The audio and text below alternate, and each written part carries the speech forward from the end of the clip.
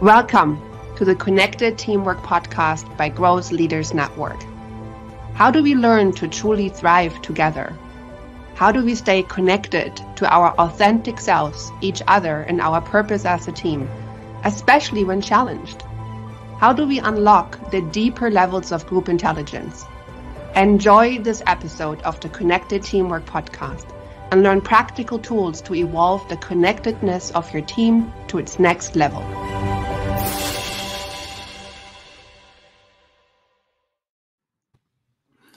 Welcome to the Connected Teamwork Podcast, episode 57, where we help leaders and teams connect more deeply to themselves and each other and their purpose.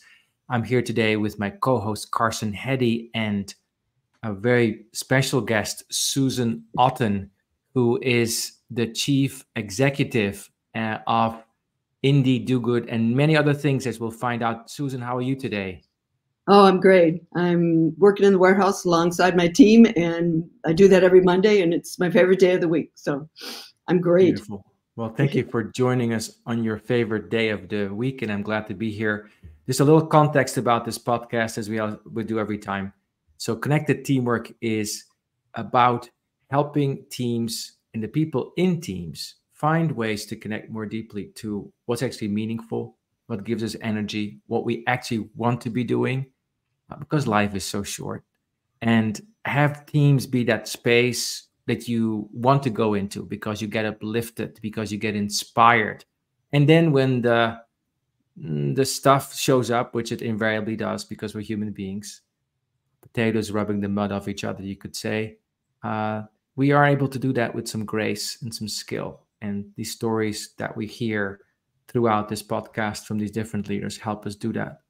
So Susan comes to us with so much experience.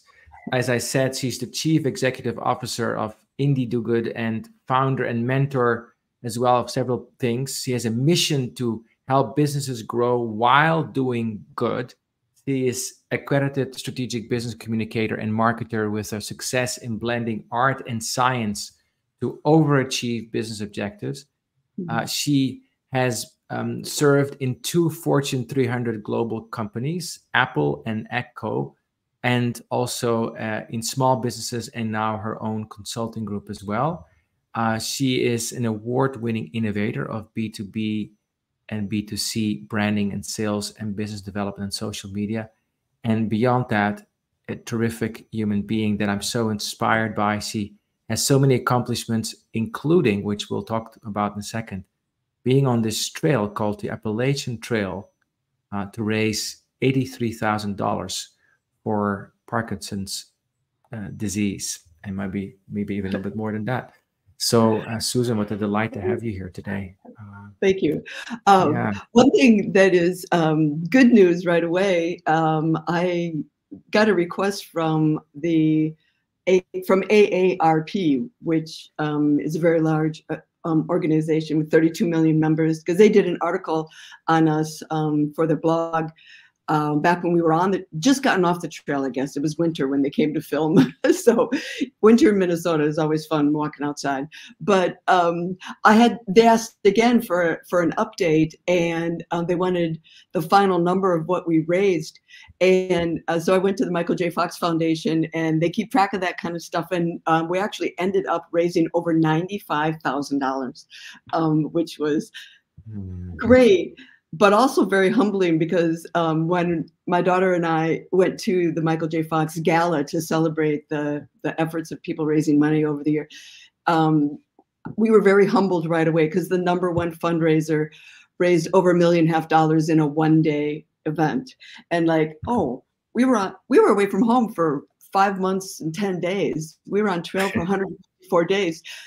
We're doing something wrong, right? We gotta figure this out.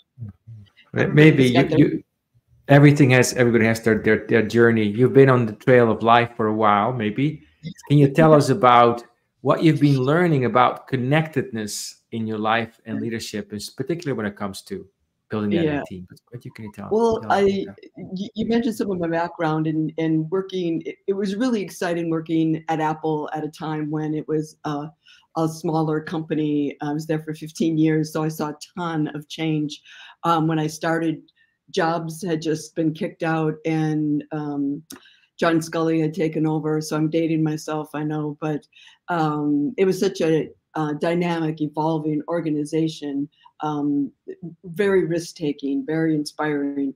And so I think I kind of learned my craft there. And but then to evolve and kind of go through different companies and stuff like that. And the global companies were so much fun because a little farm girl from a tiny family farm just 25 miles south of the state capital here in Minnesota, I hadn't done much traveling. My dad would always say, gosh, if it rains, we can go on a picnic. You could never go on a vacation because who are you going to trust your cows to, your livelihood to?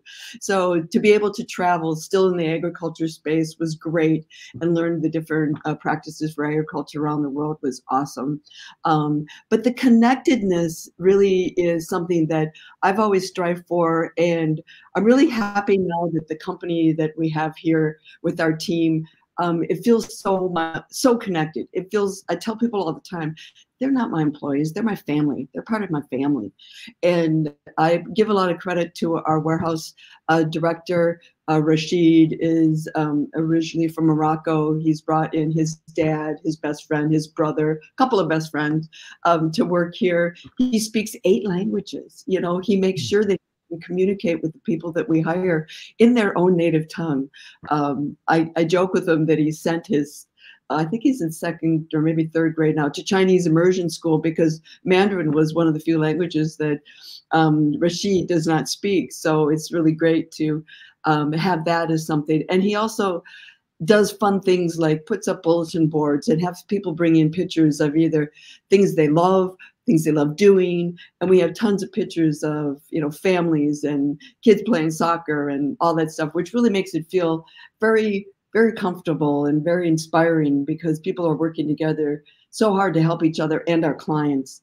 And you mentioned in the intro too, that, we are trying to help small businesses that really have a passion for doing good. And we try to keep that same spirit of family and even, I don't like the word partnership because that's kind of taken on a legal connotation these days, but really being there to support them. In fact, we give all of our new clients an easy button. And, we really, really, really want to have them think of us as an extended part of their team. And if they have a problem that they can't figure out, it's like, don't spin too many cycles. Don't worry about it. Give us a call. If we can't do it, I bet you we probably know somebody who can. And we don't take any referral fees or anything like that. We just want them to think of us, because we want them to grow. We want them to do more good. And of course, if they grow, that's good for us. But we really challenge our clients to, if they don't have an obvious do good, to do something. Everybody's passionate about something. So we have one client that we just love. It's Hippie Feet. They're based here in Minneapolis. Crazy, adorable, funny socks. And they're made out of recycled cotton t-shirts. Now, that would be good enough, right?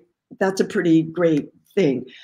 They give 50% of their profits to organizations here in the metro that support the homeless, specifically homeless youth, because he started out with employing homeless youth to do his shipping. And one year, Christmas time, it just got really cold and he had to scramble because kids weren't showing up for work. And for CPG companies, consumer products, it's very important that you do a great job during the holiday quarter.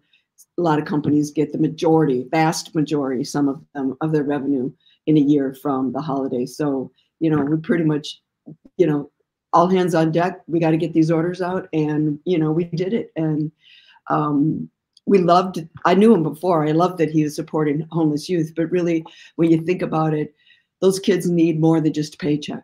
I mean, a paycheck is helpful, but they need a lot of other support, education and healthcare and counseling. And, there's a lot of stuff that just a paycheck alone isn't going to provide for them.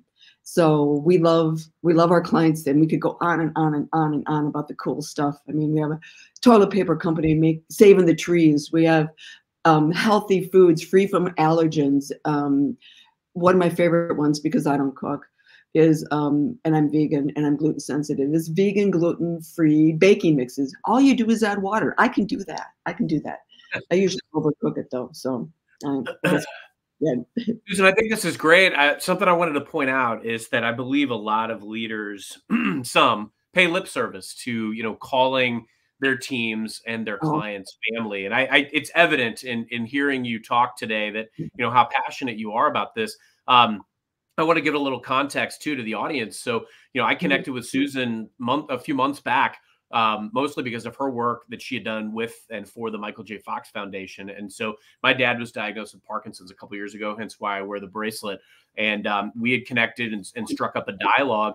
And it was great because she told me her story about the Appalachian Trail and how this came about. Now, what I'd love for you to do, Susan, is talk a little bit about that experience and that journey.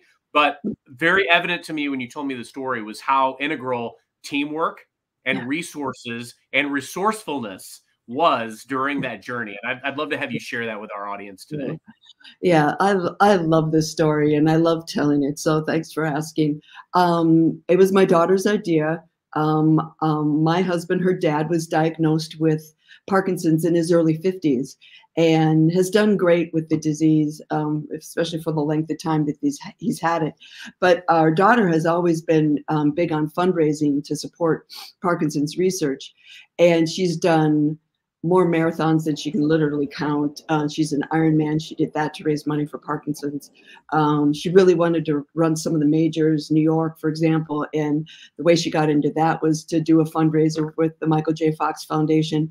So she said, I want to do something big. I want to do something that really creates awareness and is bigger than just a marathon or just an Ironman. Just an Ironman, So she said, I want to hike the Appalachian Trail, and my roommate, best friend, soulmate from undergrad is going to do it with me. But then things changed like life does, and she wasn't able to go on the trail. And it's like, well, you're not going by yourself. I mean, if people don't know, the trail goes from Maine to Georgia. We went that direction. We went southbound, which is a little bit backwards. Most people start in Georgia. We lived in Georgia, so we knew a little bit about the trail. And she was busy with a veterinarian internship, so we couldn't leave until July 15th, which is really, really late.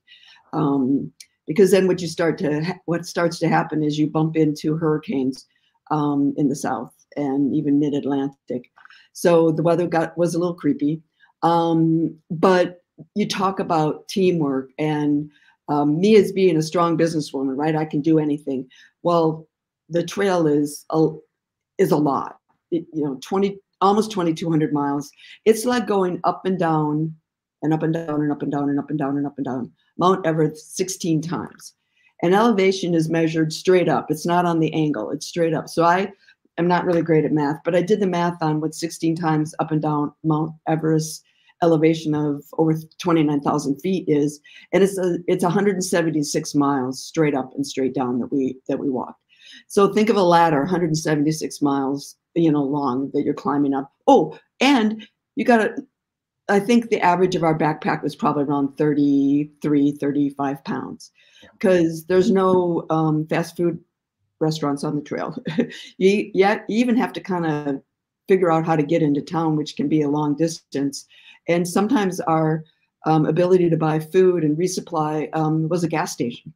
And so, and we needed food. You burn about 5,000 calories a day.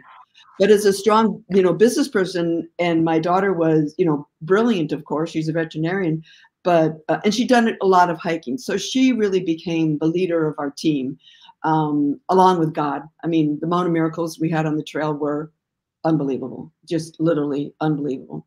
For example, I think I've healed quite well, but 9 stitches here. And that was early on the trail. I tripped on a root and I hit my head on another root. And your head makes a really weird sound when you hit that hard. It's indescribable. So I yelled from our daughter, and, she was hiking behind me a little ways, because she could walk and, text, and she could walk and edit our videos and all that stuff. And I couldn't even walk without falling down. So she got up to me, and by the time she did, the 2 gentlemen had appeared. I'm not kidding. They didn't walk up, they appeared. We hadn't seen anybody all day. It was 1:30 in the afternoon, and which was really odd to not see anybody. And then it gets even odder. the one gentleman says to the other, "Hey, Joe, you know, when I hit my head last week and those steroid strips that I have left in my backpack, grab them here. They're in this pocket." And by then my daughter had gotten up there and she'd taken the buff off and could see the, blood. And she taped it back up. And, on our way we were with 3.5 miles to get to a road crossing. And we thought maybe we should get off the trail for a bit and get it stitched up or whatever. And 16 people, talk about connectedness, talk about community. People we didn't even know. Like, we got to the road crossing. Oh, and we had no Wi-Fi service. So it was kind of important that we didn't even know which way to go on the road. Where's the closest ER or doctor or veterinarian? Heck, I would have settled for a vet to stitch it up. And we didn't even have our thumbs out to hitchhike. And a car stopped and said, "Hey, you gals need a ride?" And they were headed home. And they said, "Yeah, we go by a hospital. It's about an hour and a half away."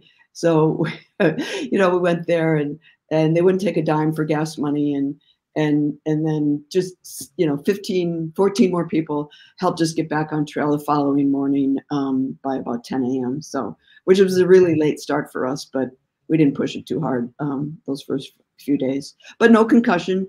I guess I got a really hard noggin. And just the help along. And you know what? Blood kind of helps for donations. But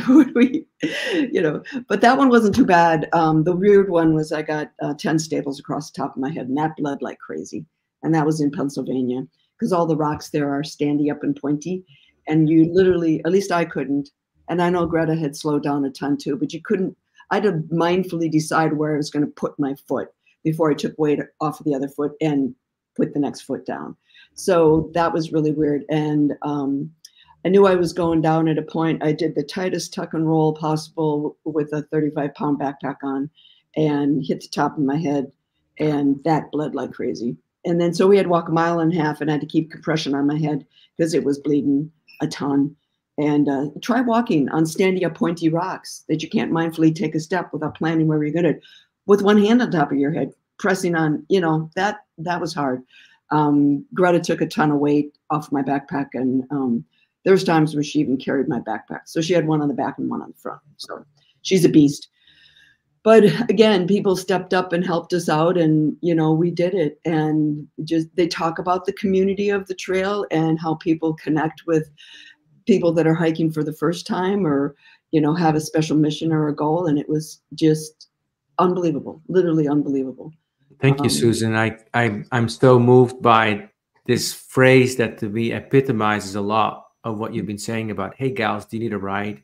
Because that atmosphere of mutual helpfulness and trust oozes, pardon my pun here, through your story. We're going to take a short break. After the break, we're going to explore more with Susan what trust looks like. Because I see a lot of trust in what you're doing. Like, you don't step on a trail with all that weight and just go. Like, how do you do that? How do you develop that kind of trust? We'll see you back after the break. We're here with Susan Otten, who is a founder and currently a chief executive of Indie Do Good. And I'm here with my co-host, Carson Hedy. I'm Hylke Faber. See you after this short break. You are listening to the Connected Teamwork podcast by Growth Leaders Network. Do you want to learn more about building the next level of connectedness in your team? Please contact Growth Leaders Network on LinkedIn. And now, back to the show.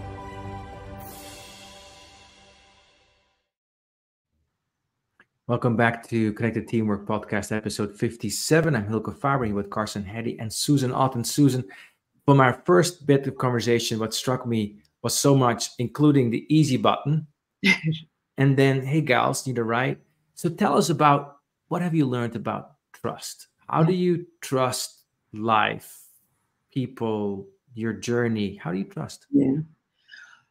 There's that thing about a cup is either half full or half empty. I think I'm a cup is half full and maybe even more than that and overflowing. You really, it would be so sad to go through life thinking that the cup is empty or half empty. I just think that it would be horrible for your mental health. You wouldn't be a very fun person to be around. I mean, I like to think I'm like I like to think I'm pretty goofy and I have a lot of fun, you know, even when we fell, you know, we turned it into, you know, kind of a funny story. And along the trail, we videotaped about every other day. We published. We have 96 videos out on our YouTube channel, which is Appalachian Trail for Parkinson's disease. And you talk about trust. One of the best stories I heard from the trail was this woman whose husband was hiking sections of the trail and she was supporting him. She reached out and said, you know, you're getting close to where we live. You know, you must come stay with us. And she told this story to her coworkers. She's the principal of an elementary school. And someone said to her, well, you don't know these people? And well, my husband's bumped into them a couple of times on the trail, but you don't know these people. You have locks on your bedroom doors. You're going to put away your valuables. You have a gun, right? And, you know, we heard that a lot on the trail. The number one question people asked us was, well, you're going to take a gun with you, right? And no, we're not going to take a gun. You know, we had bear spray, you know, because bears can get pretty bad. And that would probably stop somebody this creepy too. But we didn't take it for the creepy two-legged people. We took it for the creepy four-legged, you know, critters out there. But the reputation of the community along the trail just invoked that trust, and we witnessed it time and time again. And it taught us, you know, you hear too, you know, think the best in people, think the best, don't think the worst, think the best, you know. And that was proven again and again and again. Because there was people on the trail. I mean, you could tell a through hiker, you know, they say men look like prisoners of war and women look like, you know, fashion models, because you burn about 5,000 calories a day. Guys don't usually take the time to shave, you know, and so it's just, you don't know what their story is. And sitting at the shelters, you know, you'd sleep in these lean-tos if you could, and or your tent if you couldn't. And, you know, you're sleeping right next to somebody that you just met, you know, and someone would come in the middle of the night and, you know, you just slept, mostly because you were so exhausted. But really, what are you going to do? You know, can't stay up all night with bear spray in your hand. When we first connected, Susan, something that you said to me really resonated, and I would love to have you expound on it a little bit here as well. You were talking about some of the learnings that you gleaned from the trail, but also how they apply in business and also from a faith perspective, but the common thread being the tools, the training, and the team. Yes. And that really stuck with me when we first met, because these were things that could not only apply to preparing to go out on an epic journey like that, but also on this epic journey that we're all on from a career and a life standpoint. Could you talk more about the tools, training, and team philosophy? Right. Yeah. Yeah. We figured out, as I was walking on the trail, you know, 154 days and you're walking all day long and, you know, you don't have enough battery power to play podcasts and have your phones in. So you really have a lot of time to think. And I was really kind of dissecting what I was learning. You know, this is, you know, I'd love to do it again, but it could potentially be a once in a lifetime opportunity. And how do I take the big things, the big learnings out of that and turn it into something really good? And I broke it down to 3 things because I like the number 3. I like alliteration so I can remember stuff. So first was tools. I mean, you don't step out on the trail without doing some research, which our daughter was fantastic at, and then getting the right tools. And she was doing her internship for Vet Med out in Denver, and the largest REI is in Denver. And we spent like 4 days there, you know. And the people were just so helpful. And we heard of this and we thought about that. And, you know, they were just awesome. They taught us so much. And so you got to have the right tools. And then the training really became important. Minnesota's pretty flat, this land of 10,000 lakes. There's not a lot of hills and valleys, and it's a lot of lakes and swampland and green space and stuff like that. So I looked for every hill I could find, you know, within walking distance, within driving distance, and started putting hand weights in my backpack, and bought that backpack at REI, and, you know, started as soon as the ice was off the ground here, so it was safe to walk with weight. And I just built up to about 40 pounds of weight in my backpack. But, you know, my training hikes were maybe a couple hours, maybe 3 at the most. When you're hiking out on the trail, you know, we average 14.5 miles a day over the whole trail. So, I mean, that's a bit of time that you're carrying that weight. But, you know, that's what it's about. You're stepping into it. And then, but that, it's like, okay, you can train, but it's kind of like a new job. You can read stuff, you can be prepared, you can research the company. But until you get there, you know, on the job training, you know, as much as people don't like to admit to it, there is a certain amount of acclimation that you do once you get into the job.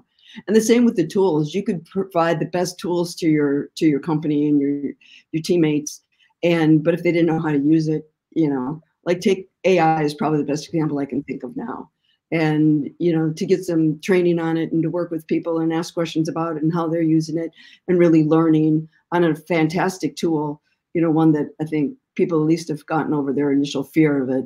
And now it's, you know, turning into a tool. And the more you use it, the smarter it gets on what you need and want and stuff like that. So that was good. We did, for our hike, we did it was 2 nights, 3 days, 2 nights hiking. It was in Colorado. I didn't really acclimate very well, being a flatlander here at about maybe 4 to 500 square or elevation. And in Colorado, the parking lot where we left the car was at 7,500 feet. And then we hiked up to 12,500 feet that first day. And it was Memorial Weekend. You'd think, oh, you know, no snow, right? You know, it had snowed the week before, and at elevation, there was about 2 feet of snow, which, because I was kind of the boat anchor, because I hadn't acclimated well enough, we didn't plan that very well. So we couldn't get up over the crest of the peak and then back down into below the tree line. So we slept on 2 feet of snow and learned what equipment failed at that temperatures. And we could, you know, we really could have had those kind of temperatures and that much snow on the trail. So we made some changes there. And it's kind of like that with your job too, until you really get out there and do it. You know, that sleeping pad, that sleeping bag looks great laying on the floor in REI, but didn't look so great laying on 2 feet of snow, you know, on the top of a mountain. So, you know, we pretty much froze that night. And then the final one, really the team. And I just, you know, count my blessings all the time on how great our daughter was, how much research she did. Just, you know, the spirit that she had. You know, we also had Team Fox behind us. It was very helpful. Their support, their, you know, giving us visibility and stuff like that to help the donations and stuff like that. CBS News was amazing. National broadcast twice on CBS, Sunday and Saturday news, and then the local CBS affiliate WCCO here in Minneapolis did 8 broadcasts of us. I think 3 of them were live from the trail and stuff like that. So I mean, it's just the team, and we always said that God was the head of our team too. It's just, you know, to have faith and to have a purpose really are what propelled us along, because nobody goes out and does this. Especially at my age. A little statistics on it: less than 700 people over the age of 60 have completed the trail, and about a third of the through hikers on the trail are women, and only about 20% of through hikers are successful in the year that they set out. So I don't know how to do all that math, what the odds are of me at my age being able to do it, but it was fun. And you know what? We made a birthday competition too. Our daughter asked for, she asked for 22, it was 2,000, well, about 2,200 miles. So she asked for a $22 donation from her for her birthday. And then I'm like, I can do better than that, because also my age group is has a little bit more disposable income than a 20, she turned 27 on the trail. And I turned 66. And so I asked for $1 for every trip around the sun. So I asked for a $66 donation, and I love that. And I beat her. So we were also incredibly competitive too. I love that. Listen, Susan, it's amazing to hear your story. I'm going to ask you to maybe think about, in a sentence, what would you say to a person who is thinking about stepping on a trail, whatever that trail might be in their life, a new job, new country, a new relationship, a new habit at work, whatever it might be? What would you say to them? I really like these three things that we talked about. Having the right tools, make sure you have the appropriate training, and then have a team. And I mentor a lot of entrepreneurs, and I just sent this to someone late last night.